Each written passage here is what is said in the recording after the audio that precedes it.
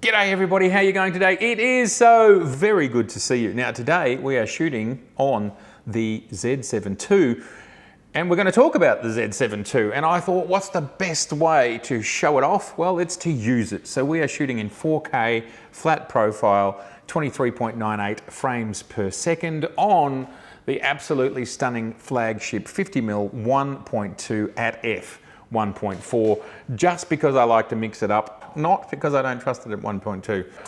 Let me talk to you about the Z7 II.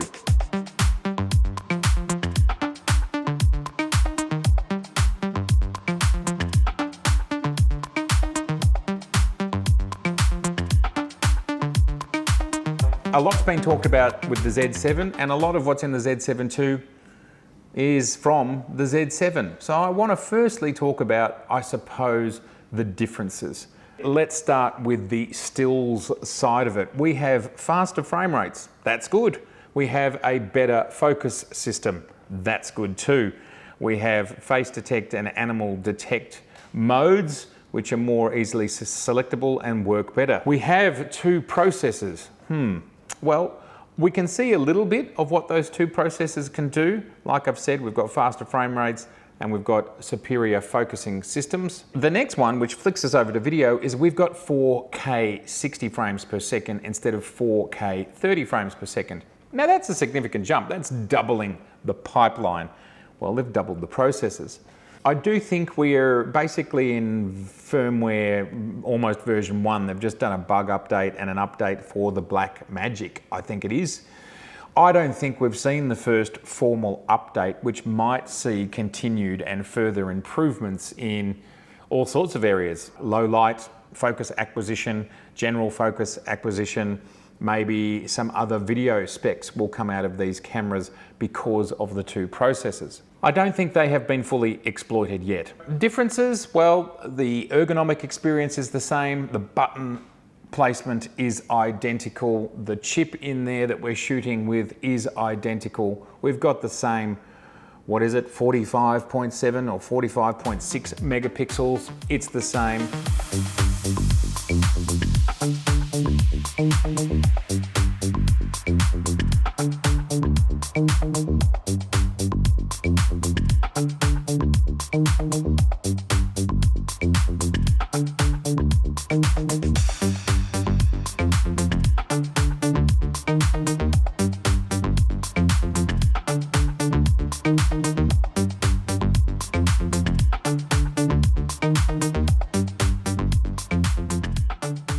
How about on the hardware side? Well, on the hardware side, we have two card slots. That has been highly contentious, and I am so pleased that I don't have to talk about that anymore, ever again. So happy. Yes, we have an XQD/CF Express slots, one of each, high-speed SD, and well, CF Express is high speed. And strangely enough, we are shooting with the Z7 right now, the Z7 II. So here I am, this is what I look like in 4K. And we are shooting on the Pergear 512 gigabyte card. It's working fine. How fantastic is that? This thing must be able to shoot for hours. Of course, these cameras also give us, talking hardware, the new battery, the ENEL15C, which allows you to charge the camera whilst it's on, while you're using it. As basically a battery eliminator, plus supplying a little bit of charge, I think. I need to double check that. Someone let me know in the comments below, that'd be awesome. Couldn't do that with the Z6 and the Z7. You cannot charge or battery eliminate whilst on. So this is another great feature. And then probably the final most obvious advancement is the vertical grip, which now has buttons on it. I forgot to bring it into the studio today. Nikon did send me a copy with the Z7. Thank you, Nikon, for the Z7 II and the hand grip, even if it is just for 2 weeks. I loved it as much as I could in that time. The vertical grip feels good, the buttons are good. I think it makes the camera have a very solid, sturdy feel, and of course it doubles our battery life because we can get 2 batteries into the grip. So the Z7 II, in many ways it's the same as the Z7. It really is. And then on the edges there's been these tweaks, and I think the fact that Nikon are suggesting that the next financial year, ending March 2022, they will be in profit. I think this is a strong sign that this is certainly the cameras that are going to lure a lot of the F-mount people over, because we've got vertical grips, because we've got dual slots, because we've got almost 50 megapixels in this sensor. There's a lot to love about these cameras, and they do things that F cameras don't do.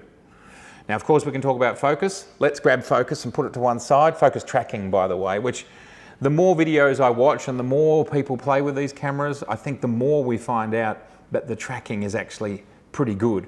And it's more Nikon's implementation of how to set tracking, start tracking, and do tracking, which is tripping people up. And the fact that the little yellow box doesn't necessarily indicate actually the focus that you're getting. Yeah, so these cameras are proving to be now, with all of those advancements in slots and grips and so on, very capable cameras, and I think it's pretty much well known and accepted that we are going to see a Z8, a Z9, or maybe it could even be called a Z1, who knows, probably by the Olympics, if the Olympics happens. But even if the Olympics doesn't happen, the camera will turn up. We're going to see that. And then any hesitation that anyone has left, I think, will be eroded away. But this is a camera above. This is a camera more than the R5. This is a camera probably less than the A1, but it'll be less than the A1 in price and maybe similar or more than the R5 in price. So when we look at the Z7 II, we cannot look at it with the idea of it being Nikon's flagship mirrorless camera. Even so, some people want to call it that because it is the most expensive one to date. Clearly that is just disingenuous to say that, because their $6,500 US camera like the A1 simply is not here yet. But the Z7 II is an absolutely fantastic camera, and it really will satiate probably 90 to 95%, if not more, of anybody's needs.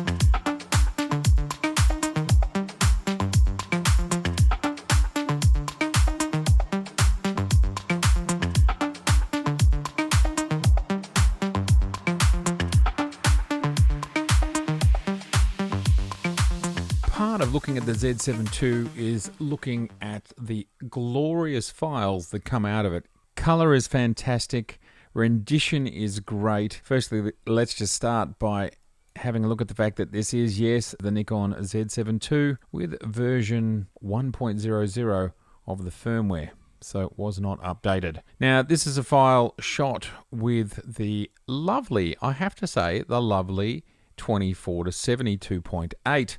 I've really enjoyed using this lens on the Z7 II, and as I said before in that other clip, it really feels like these two pieces of hardware, the Z7 II and the 24 to 72.8, were absolutely made for each other. Perfectly balanced, and the IBIS is just ridiculous. I'm not sure what's going on there.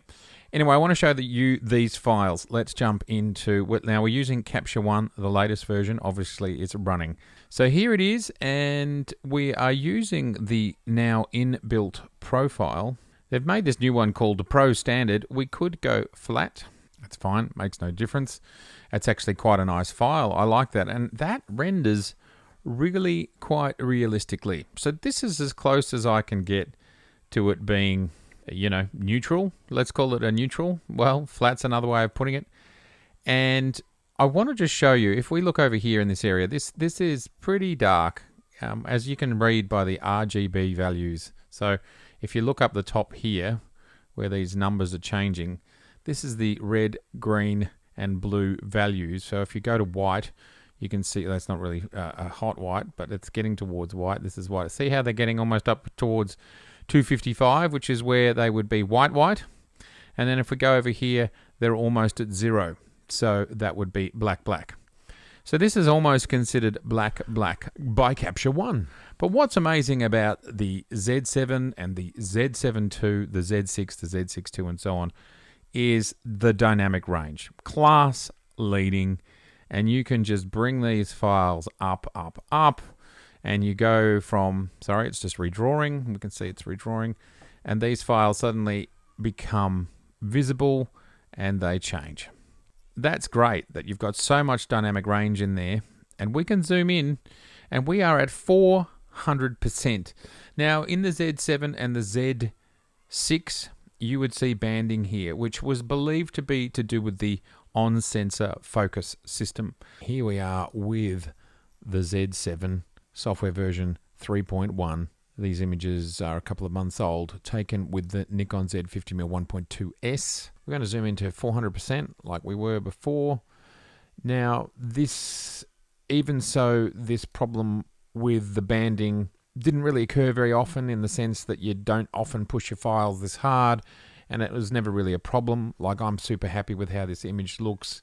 Let's just let it render. As we can see up here, it's rendering. My computer's not the fastest in the world. Plus, I've got a lot of applications open. But this file looks great. I'm happy. It's perfect. As you can see, I've pushed the shadows. I've pushed the exposure as much as I want. But if we push it all the way, what we can see here, you can see these very subtle lines. Now, in this image, you can see it more obviously down here. But in other images, it's more obvious. Let's find another file and push it. And yes, it's a lot more obvious here in this one. So looking at this file here, base ISO, third of a second handheld, at night on the 50mm 1.2. Let's go in. We're getting close. That's all looking fine. What happens when we do this? Yeah. So you can see it starting to appear in here. Now, obviously, we are pushing this file like crazy, but that's the issue. And just to reiterate and to show, here we are. This is an untouched file. I haven't played with it yet. We are on the Z7 II, ISO 400. This is clearly up here in this corner. Very, very dark, as we can see with our RGB values here. Near on hard black is what Capture One considers it. So let's see what happens when we dive into these shadow areas. And what we can see here when dragging it to the max is that same banding issue is not going on. Plus, there's a crazy amount of dynamic range there. But there it is at 400%. So Nikon have addressed this. For people like me who like high dynamic range situations, who like shooting in the dark, it's great to not even have to think or worry about that now. It's helpful. It looks good. And as I said, this file is pushed like crazy. I mean, that's completely hanging together. We are at 400%, so I'm not sure what you expect at 400%. But even at 100%, if you can imagine how many stops that's being pushed, and we are at 400 ISO, yeah, it's good. We're turning night into day. Nikon, whether it's in software or a tweak to the sensor, have removed that problem. It is non-existent. So let me just bring that back to where it was. As we can see, that's almost black when it's back where it was, and then we're just cranking that. I'm cranking both, so it's crazy overexposed now. And that file is absolutely hanging together. It's got a lovely grain to it. It's got a really lovely filmic style grain, which is the first time I saw this in a digital camera was with the Nikon D3. This file looks spectacular, and it is perhaps one of the most significant differences I've seen between the Z7 and the Z7 II. This is hanging together with no problems at all. Another interesting thing here is this is ISO 400, and this is where the dual gain on the Z7, this is where it starts again, if that makes sense, the dual gain sensor. So we're just getting this super clean readout even when we're pushing this file so hard. These files, enormous dynamic range, super clean, great file structure, great grain structure. It just looks all very realistic and non-electronic. Like I said, this is probably one of the most exciting things that I've seen in the Z7 II's files. These are very, very good looking and hanging together really great. files. Now, as I said, this is on the 24 to 72.8. This is a very sharp lens. Let's just let it draw. We're at 100%. 3.5. I wasn't shooting anything in particular in the sense of trying to show focus, but here we are in the corners. That's looking great. Sure, I'm not wide open. I don't know if I have a wide open file to show you. But this is a good looking lens, super sharp, and we will talk about this lens in another video. But the Z7 II and the Nikon 24 to 72.8 couple together very nicely, and that is just rendered super well. So I'm super impressed by this lens and everything that it has to give. And this was the middle of the day, bright sunlight, which we can tell by the shadows. If we look here, these extraordinarily long shadows, the sun's almost directly above. Again, I wanted to show you the dynamic range. So again, we've just got this dark area, and then watch how an area that is almost black, this is this sensor, this is the dynamic range, and you can bring up those shadows and you don't get any penalty for it. Like, the grain is hanging together, it looks fabulous, and there is plenty of information there. Obviously, this is short depth of field. I am at 2.8. Amazing what these files can achieve. And this is the wall. This is the part that was in focus. I just love what this camera can do, and you don't need to be afraid. This is the summer. It's hot, very bright sunlight, and I am not afraid of shooting with this camera and being able to get the sort of really any result I want. Look at this shot. We are looking, the sun's just here, right? There it is there. That's looking straight into the sun. Look at how this lens and body handle that. We are not quite wide open, but very close, 3.2. I don't know, that does remind me somewhat of a medium format level rendition. I mean, look at the quality through here. We'll go into 100%, and that is just looking gorgeous. Remember, it is just at 3.2, so not everything is in focus, but just look at the quality of that rendition, and this is whilst looking into the sun.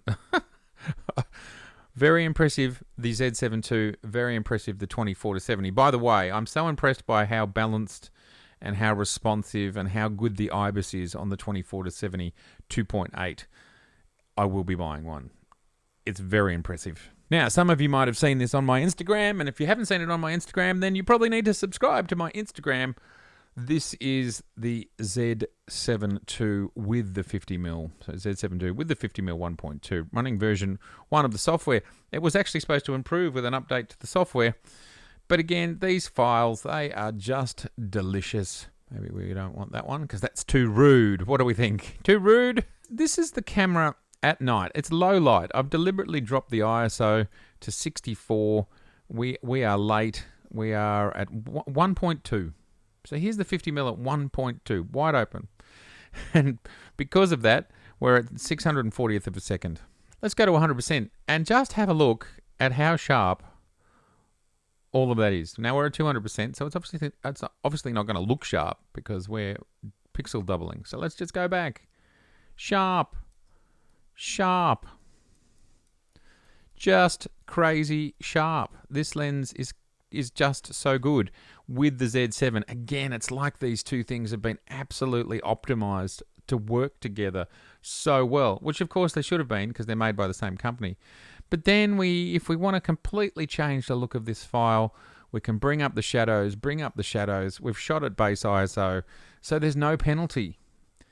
Wait for it to draw. There it is. The files hang together, even in the bottom of the frame, right down here at f1.2 in the dark. It is hanging together. Wait for it to draw, looking sharp and fantastic. Like I said before, that banding issue that you used to see, non-existent. I am pushing this file like crazy. Exposure and shadows pushed to the max, and that is just hanging together, and there is no sign of that banding. Obviously, that banding, it would have been better if it wasn't there, and now it's not. If you buy the second generation Z6 or Z7 II, it's all solved. Very impressive. And again, look at the range you have in a file like this to just do whatever you want. You want to make a nighttime version of this file? You can. The power of Nikon's dynamic range and ultra clean files. This is magic. I want to show you this file here. I've done a little bit of work on this, but not much. It's close to straight out of camera, Exposure's changed a little bit, tiny bit of saturation. Shadows brought up because I really wanted to see this area here, but not too much.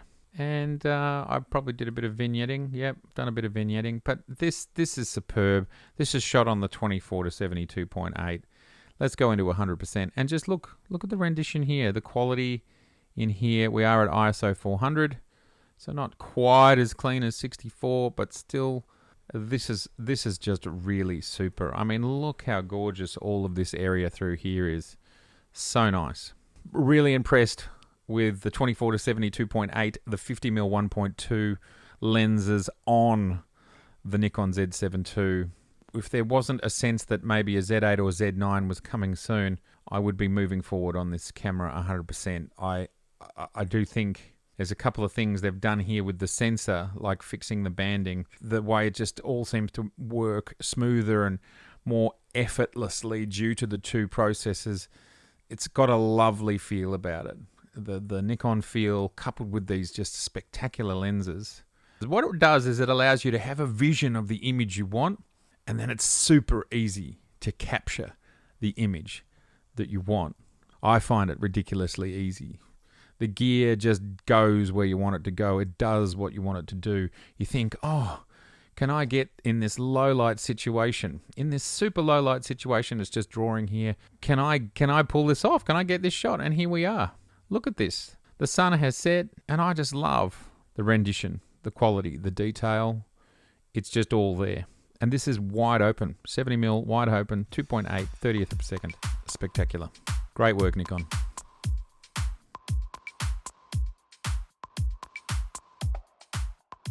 Like, it's an amazing all-rounder. You've got 4K, you've got 4K 60, you've got almost 50 megapixels of resolution. You've got best-in-class ergonomics, best-in-class weather sealing, best-in-class menus.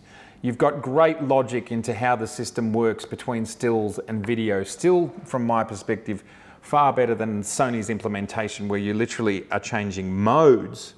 Whereas the Nikon, you don't change modes. You're still in manual or aperture priority or whatever, and then you just flick between simply video or stills. Like stuff like this, it's actually easier to use. And it was absolutely one of the #1 reasons that I walked away from my A7R III to the Z system. So good. This is a fantastic all-rounder camera. It comes at a great price. US dollars right now, it's probably anywhere between about 3.5 and 3. I might have even seen it sub 3 every now and again. It's a lot of camera for that price. Just here at the warehouse today, I got the old red couch from my office and it's here, which is fantastic. Now I've got somewhere I can relax when I'm having a long day printing or whatever I'm doing. A few more thoughts on the Z7 II. It's a camera that just feels way more comfortable in its skin. And I know that sounds weird, and it's something that I only noticed when I got the Z7 II, that the Z7 II is snappy, the EVF is looking good, it's refreshing nicely, everything seems to work just really, really easily. Whereas the Z7 now feels a little bit like it was really pushing the envelope with that one processor. And this one with two processors, well, it's cruising, and I really could feel the difference. 4K 60, it's just smooth, it's working great. Sure, there's that tiny crop there, no big deal. Didn't notice it, and you can get a full half hour, you can shoot for half an hour at 4K 60. What I think is amazing about this camera is just it's such a robust all-rounder. People have been having a go at me at the comments talking about the fact that, you know, do we need to have 30 frames per second? Do we even need to go any higher? They say that I'm basically not a photographer, I'm not interested in photography, and I'm not interested in the advancement of photography. Sad, completely incorrect, because these people are clearly just focused on frames per second and megapixels. Me, I'm totally interested in the future. I am totally interested in development, but there is way more to photography than just megapixels, than just frame rates. And now that we're talking about it, and blistering face tracking and bird tracking, there are things that I would love, like higher, cleaner ISOs. Also, lower ISOs. The Z7 64, well, let's have a native ISO at 32, just like my good old Pan F from Ilford, or the 25 ASA Agfa film. Let's develop a sensor that can do that. I'd also like to see more dynamic range. Every photographer would like more dynamic range. I'd like to see 16-bit. I'd love to have way more colors to play with. Even if I'm only shooting at even if it can do 1 frame a second, I would prefer that. So I have got absolutely no problem with the advancement of technology in photography. That's just 4 examples I've given you that aren't related to frames, megapixels, and blistering tracking. But there are so many other things, like the development, because we've got all of these shorter mounts since we've had shorter and larger mounts since we've been in the DSLR era, the development of glass that we've not heard of, thought of seen before. I'm interested in that, pushing the envelope there, than I am in continuing 30, 40, 50, 60 frames per second. Ultimately, that race for, say, frames per second will really, really become a niche market. So sure, if there are some niche manufacturers that want to make high-speed cameras, well, they can go for it. I'm all for it, but I don't think it should be the yardstick by which all great cameras are measured. A great camera is a Phase 1. A great camera is a Hasselblad. They do not shoot at 30 frames per second. There's more to the conversation, and I just wish everybody would respect the fact that everybody has got different needs, wants, and desires. And photography is an extraordinarily broad church, isn't it? There is so many different types of ways of us practicing our religion that doesn't just simply mean megapixels, frame rates, and if we must talk about it again, focus. Speaking of focus tracking, I've over the last couple of months with the Z6 II and the Z7 II now being out, there are lots of people saying it's very good, it works very well, it works for birds in flight. Even the Z6 and the Z7 work. People are getting 6 or 7 frames out of 10 hit rate, and it's fine. And they're saying the new system, as long as you know actually how to set it up, it works well, and it actually works better in some circumstances than the competition. This is a great camera. Another thing that I really noticed is the IBIS works ridiculously well with the 24 to 72.8 and with the 50mm 1.2S. I don't know what's going on there, but it feels to me like the 24 to 70 and the IBIS that's in this camera were like optimized for each other, because this is going to be one of the most commonly used lenses, and it just works super well. Now it works really well in the 70 to 200, but it's like it works even better, which of course focal length wise, because it's not as long, it would seem to work better. But yeah, super optimized, very good. I like this camera a lot. Get yourself one if you're thinking about it. It really feels comfortable, and those 2 processors, I think they are doing plenty under the hood, and it just makes it feel not like it's the little engine that could, but like it's very, very comfortable doing what it's doing right now. I can't wait to see what the Z8/Z9 is going to be, because if Nikon can charge twice as much for it as this camera, yeah, it's going to be up there. It's going to, and I think it's going to be what I said. I think it's going to be what I kind of guesstimated a few months back in this video here, which was they can basically make one camera to fit the kind of D500 space, the D5/D6 space, and the D850 space. You can make one camera to suit all those needs. Now, yes, it costs more than a D500 and even a D850, but it does everything. Now, over time, because remember, we're at the start of a system. Over time, everything going well, you'll get your D500 and you'll get your D5/D6. They will come.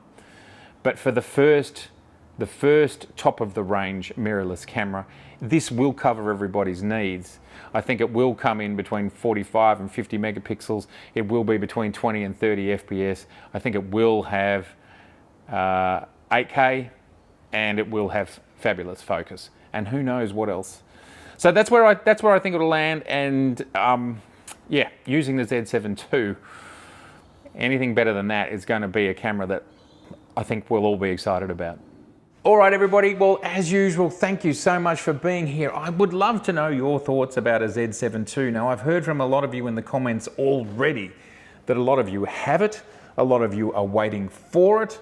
It's very exciting. I hope you get your copies soon. I haven't ordered mine yet. It's partially because I'm waiting to see what happens with the next camera that we might hear about in the next few months. If I did decide to get one, I'd definitely be selling my Z7 because I just don't need both. Anyway, please, what are you going to do? Let me know your thoughts. And I look forward to seeing you very, very soon. And look, if this is your first time here, I would love to see you again. So please subscribe. Please share. Please click on that little bell because that way it guarantees that you get notified that I've uploaded the latest video. Please like because it really helps me in the video. Oh, I think that's all the community service announcements I have for today. Bye-bye.